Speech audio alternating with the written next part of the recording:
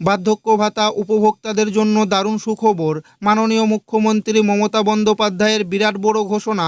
বার্ধক্য বিধবা ও প্রতিবন্ধী ভাতা প্রকল্পের উপভোক্তাদের জন্য বড় ঘোষণা করলেন মাননীয় মুখ্যমন্ত্রী মমতা বন্দ্যোপাধ্যায়। বার্ধক্য ভাতা উপভোক্তাদের এপ্রিল মাসের যে টাকা দেওয়ার তারিখ, সেই তারিখ ঘোষণা করল রাজ্য সরকার। মার্চ মাসে অনেক উপভোক্তাদের ব্যাংক অ্যাকাউন্টে বৃদ্ধ ভাতা, বিধবা ভাতা, প্রতিবন্ধী ভাতা প্রকল্পের টাকা ঢোকেনি। তাদের জন্য এপ্রিল মাসে বড় চমক, ডবল টাকা দেওয়ার কথা ঘোষণা করলেন রাজ্য সরকার। এর পাশাপাশি আরও জানা যাচ্ছে, এপ্রিল মাসে উপভোক্তাদের 1,000 টাকার পরিবর্তে 2,000 টাকা দেওয়ার কথা ঘোষণা করলেন মুখ্যমন্ত্রী মমতা বন্দ্যোপাধ্যায়। এছাড়াও বার্ধক্য বিধবা ও প্রতিবন্ধী ভাতা প্রকল্পে টাকা দেওয়ার প্রক্রিয়া ইতিমধ্যে শুরু করা হয়েছে। অনেক বার্ধক্য বিধবা ও প্রতিবন্ধী ভাতা প্রকল্পের উপভোক্তাদের ব্যাংক অ্যাকাউন্টে এপ্রিল মাসের টাকা পৌঁছে গেছে। তবে যাদের ব্যাংক অ্যাকাউন্টে এখনও পর্যন্ত বার্ধক্য বিধবা ও প্রতিবন্ধী ভাতা প্রকল্পের টাকা ঢোকেনি, তাদের এপ্রিল মাসে কত তারিখে টাকা ঢুকবে? এই এপ্রিল মাসে অনেক উপভোক্তার ব্যাংক অ্যাকাউন্টে ঢুকবে 2,000 টাকা। তো কোন কোন উপভোক্তাদের ব্যাংক অ্যাকাউন্টে এই বাড়তি টাকা দেওয়া হবে, সমস্ত কিছু জানাবো আজকের এই ভিডিওটিতে এবং আপনাদেরকে প্রমাণ সমেত দেখাবো। তাই ভিডিওটি প্রথম থেকে শেষ পর্যন্ত দেখবেন এবং আপনি কোন জেলা থেকে দেখছেন অবশ্যই কমেন্টে লিখে জানাবেন। বার্ধক্য ভাতা এপ্রিল মাসের টাকা কবে দেবে, ফাইনাল তারিখ ঘোষণা এবং বার্ধক্য ভাতা নতুন নামের লিস্ট ছাড়াও বার্ধক্য ভাতা আবেদন পদ্ধতি দেখুন। বৃদ্ধ বয়সে সকলেরই একটি নিশ্চিত আর্থিক সংস্থান প্রয়োজন হয়, আর সেই কারণেই রাজ্যের যারা সহায় সম্বলহীন প্রবীণ নাগরিক, তাদের জন্য পশ্চিমবঙ্গ সরকার বার্ধক্য ভাতা চালু করেছে।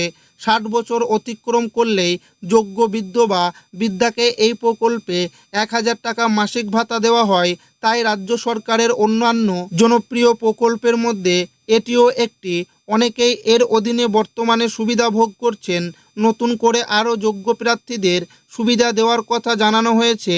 আজকের এই ভিডিওটিতে বার্ধক্য ভাতা পাওয়ার যোগ্যতা, প্রয়োজনীয় নথিপত্র, আবেদন প্রক্রিয়া, উপভোক্তার লিস্ট, চেক ইত্যাদি নিয়ে আমরা বিস্তারিত জানব। বার্ধক্য ভাতা পশ্চিমবঙ্গ মূলত কেন্দ্রীয় সরকারের বার্ধক্য ভাতার অনুকরণে পশ্চিমবঙ্গের বৃদ্ধ নাগরিকদের জন্য রাজ্য সরকার আলাদা করে বার্ধক্য ভাতা চালু করেছেন।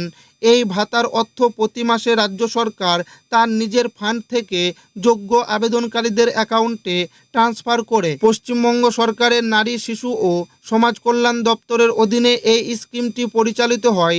অনেকে আছেন যারা আবেদন করেও এই প্রকল্পের সুবিধা পাচ্ছেন না, অথবা সবে 60 বছর বয়স পার করেছেন এবং নতুন আবেদন করতে চান।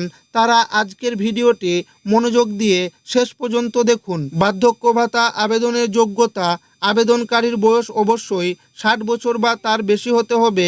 আবেদনকারীকে অবশ্যই পশ্চিমবঙ্গের স্থায়ী বাসিন্দা হতে হবে। আবেদনকারীর যেন দারিদ্র সীমার নিচে বিপিএল বসবাসকারী হন। পরিবারের বার্ষিক আয় নির্দিষ্ট সীমার নিচে থাকা আবশ্যক। আবেদনকারী যদি অন্য কোনো সরকারি পেনশন বা ভাতার সুবিধা পেয়ে থাকেন, তবে তিনি এই প্রকল্পের জন্য যোগ্য হবেন না। বার্ধক্য বিধবা ও প্রতিবন্ধী ভাতা সামাজিক সুরক্ষা প্রকল্পগুলির মধ্যে রয়েছে বার্ধক্য বিধবা প্রতিবন্ধী ভাতা প্রকল্প। এই সমস্ত প্রকল্পগুলির মাধ্যমে প্রতি মাসে উপভোক্তাদের ব্যাংক অ্যাকাউন্টে 1,000 টাকা থেকে শুরু করে 2,000 টাকা পর্যন্ত ব্যাংক অ্যাকাউন্টে দিয়ে থাকে। 2026-27 নতুন অর্থবর্ষে এপ্রিল মাসের টাকা ব্যাংক অ্যাকাউন্টে দেওয়ার প্রক্রিয়া ইতিমধ্যে রাজ্যের অর্থ দপ্তর শুরু করে দিয়েছে এবং আগামী কয়েকদিনের মধ্যেই উপভোক্তাদের ব্যাংক অ্যাকাউন্টে টাকা ঢুকতে শুরু করবে। নবান্নের সূত্র অনুযায়ী প্রথম সপ্তাহে এই টাকা উপভোক্তা সরাসরি ব্যাংক অ্যাকাউন্টে পেতে শুরু করবে। প্রয়োজনীয় নথিপত্র: আবেদন করার সময় নিচের নথিপত্রগুলো স্ক্যান করে বা ফটোকপি করে জমা দিতে হয়। Aadhaar card, voter card, bank passbook, digital ration card, বয়সের প্রমাণপত্র যেমন বার্থ সার্টিফিকেট বা মাধ্যমিক admit card, passport size photo. বার্ধক্য ভাতা আবেদন করার পদ্ধতি: বার্ধক্য ভাতার আবেদন সাধারণত অফলাইনে করতে হয়। এজন্য আপনাকে দুয়ারে সরকার ক্যাম্পে গিয়ে আবেদনপত্র ফিল আপ করে তার সঙ্গে প্রয়োজনীয় নথি জমা করতে হবে। তবে এখন আপনি অনলাইনেও আবেদন করতে পারেন। তার জন্য কেন্দ্রীয় এবং রাজ্য সরকারের যৌথ উদ্যোগে পরিচালিত NSAP পোর্টালে গিয়ে অনলাইন অ্যাপ্লিকেশন লিঙ্কে ক্লিক করুন। ফর্মে আপনার ব্যক্তিগত তথ্য, ঠিকানা এবং ব্যাংকের বিবরণ নির্ভুলভাবে লিখুন। প্রয়োজনীয় ডকুমেন্টগুলো আপলোড করুন। ফর্মটি জমা দেওয়ার পর একটি অ্যাপ্লিকেশন আইডি জেনারেট হবে, যা ভবিষ্যতে স্ট্যাটাস চেক করার জন্য যত্ন করে রেখে দিন।